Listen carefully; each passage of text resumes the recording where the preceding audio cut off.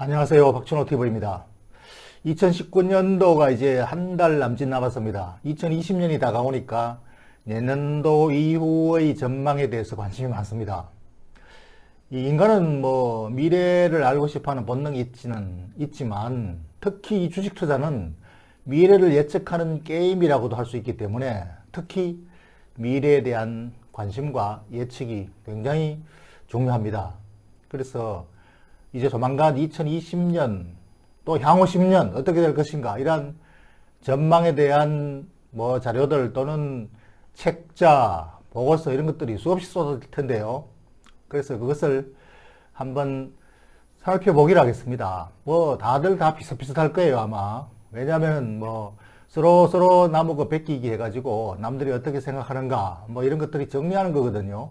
그래서 특별한 것은 없지만 그래도 궁금증을 해소하고 또 남들의 생각하는 것을 나만 모르고 있어서는 안 되니까 그래서 살펴보기로 하겠습니다.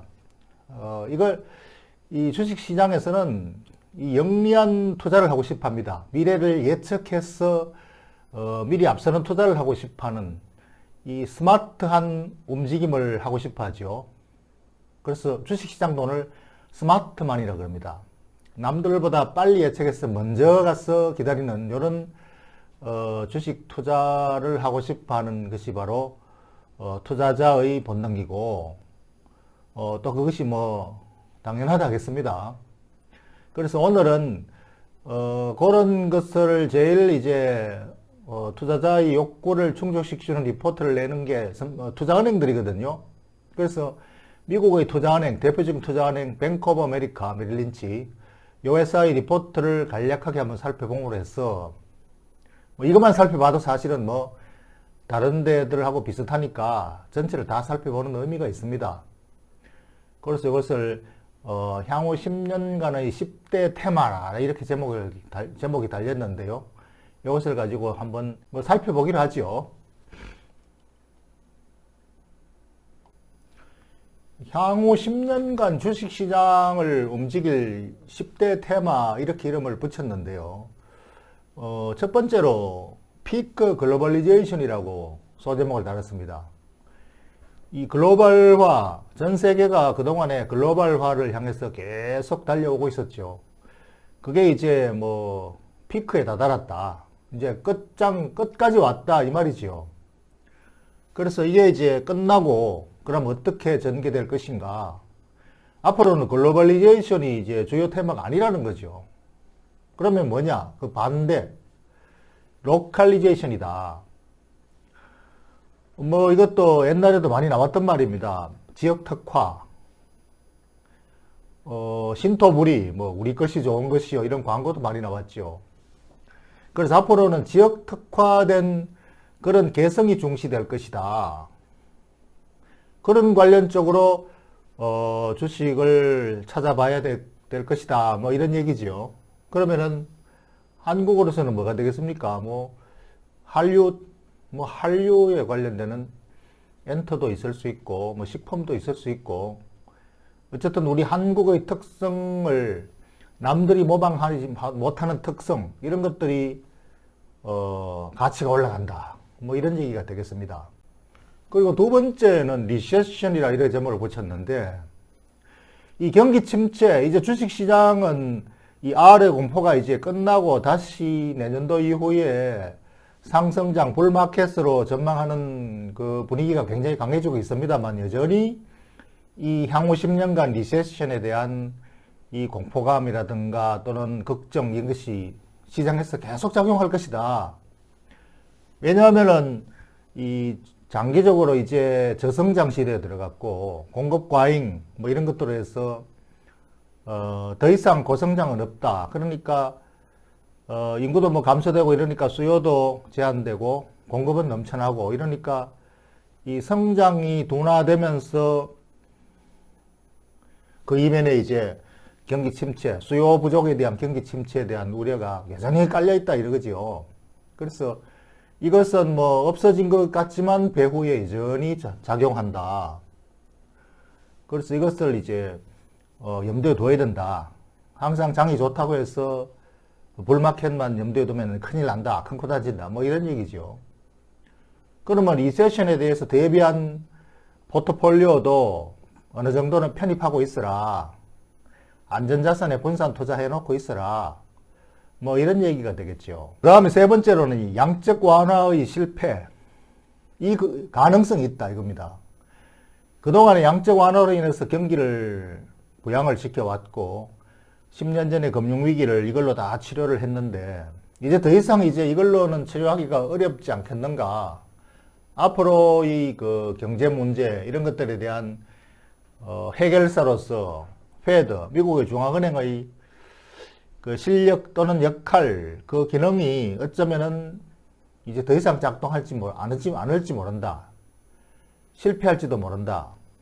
뭐 이런, 뭐 이것도 하나의 걱정이긴 한데, 이런 가능성도 염두에 둬야 된다 이거죠. 만약에, 어떤 이 경제에 대한 위기가 올 때, 페드, 미국 중앙은행이 양적 완화로 뭐 당연히 치료될 것이다 이렇게 방심하지 마라 뭐 이런 얘기가 되겠습니다. 뭐 이것도 이번 리세션과 관련된 뭐 하나의 비슷한 주제라고 할 수 있겠죠. 그래서 뭐 이것도 어떻게 하라는 말이냐. 그러니까 뭐 방어적인 그런 쪽으로 포터에 대한 뭐 편입을 염두에 둬라. 비슷한 이번과 비슷한 얘기가 되겠습니다.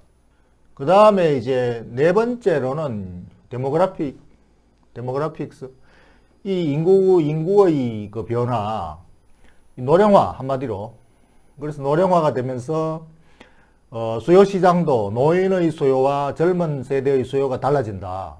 그러니까 젊은 세대의 수요에 포커스를 맞춘 주식, 그 사업에 관심을 가져야 되고, 또 노인들 인구가 굉장히 또 많아지니까 이 노인들의 수요도 중요하다. 그러니까 노인들의 수요라는 것은 제일 대표적인 게 헬스케어겠죠. 건강 관련, 뭐 또 바이오 제약 관련주 이런 것들, 수명 연장, 뭐 이런 것들이 이제 관련되는 주식이 중요하다. 이런 얘기가 되겠고, 또 다섯 번째 이제 주제가 기후변화. 이것도 익숙히 우리가 들어왔던 이름이죠.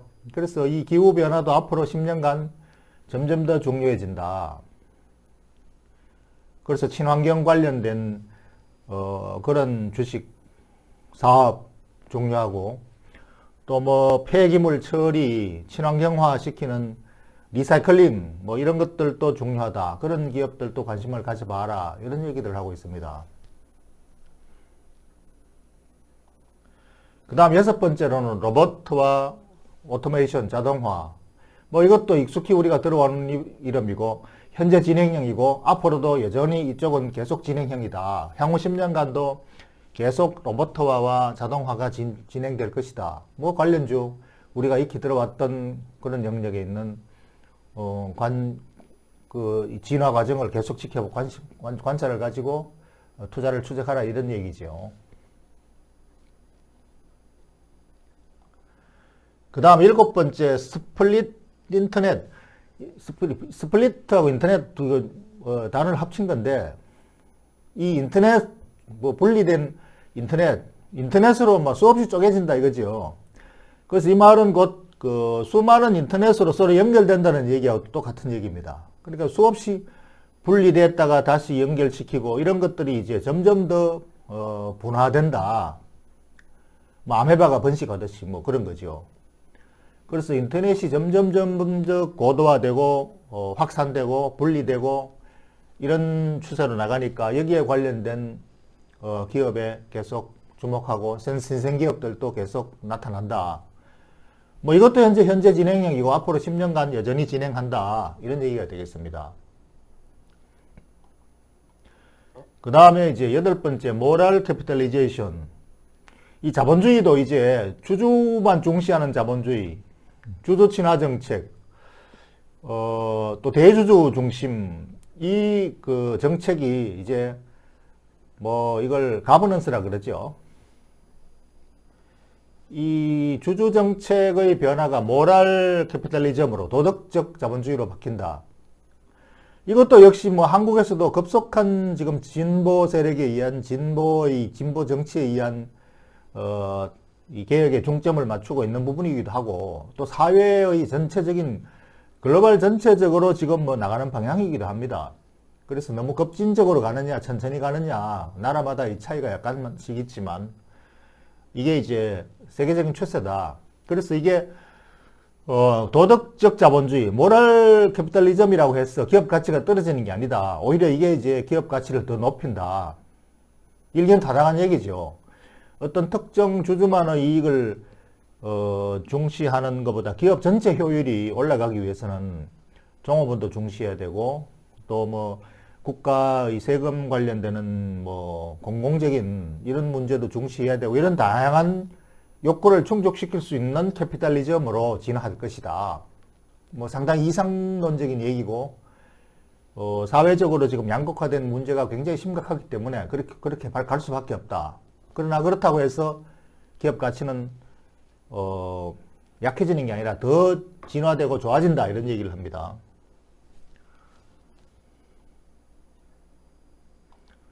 그 다음에 9번째 스마트 에브리싱, 모든 것이 똑똑해진다. 이게 바로 인공지능 얘기입니다. 모든 영역에 다 인공지능이 들어가고 이 인공지능은 나날이 더 발전하고 그래서 사회가 진화되고 지구가 진화되고 점점 더 진화된다. 그래서 뭐 인공지능 기업들이 중요하다 이런 얘기가 되겠고 거기서 선두주자 위너를 찾아라 뭐 그런 얘기가 되겠습니다. 그 다음 마지막으로 10번째 스페이스. 이 우주 산업이 굉장히 중요시 된다. 이제, 우주 산업으로, 산업을 영역으로 확장시키는 기업들이 점점점 늘어난다. 지금 벌써 뭐 우주 여행 계획 세우고 거기에 우주선 띄우고 하는 개인 기업들, 회사들 미국에 지금 많이 나오고 있죠. 유럽에도 나오고 있고, 또 뭐 중국에도 뭐 조만간 나올 것이고. 그래서 이 우주 산업이 향후 10년간 굉장히 빨리 성장할 것이다. 그래서 우주산업에 연관된 기업들도 신성장 기업으로 주목해라. 이런 얘기가 되겠습니다. 그래서 이 10가지 테마가 향후 10년간 주식시장을 지배하는 테마다. 예, 뭐 보고 나면 뻔한 얘기죠. 사실 뭐 해마다 궁금해서 점치러 가면은 점쟁이한테 듣는 얘기는 듣고 나면 뻔한 얘기입니다. 그런데 또 이걸 궁금해서 또 무시하지도 못해요. 항상 궁금합니다. 그래서 한번 살펴봤는데요. 안 보면 궁금하고 또 보면 뻔하고 그렇지만은 뭐 참고는 되죠. 그런대로 의미는 있습니다. 그래서 앞으로 엄한 이러한 저자들이 또는 보고서의 주체들이 많은 보고서를 낼 거예요. 그러나 그것을 다 보고 다 캐치해서 거기서 뭔가 해답을 찾으려고 하지는 마십시오. 다 비슷합니다.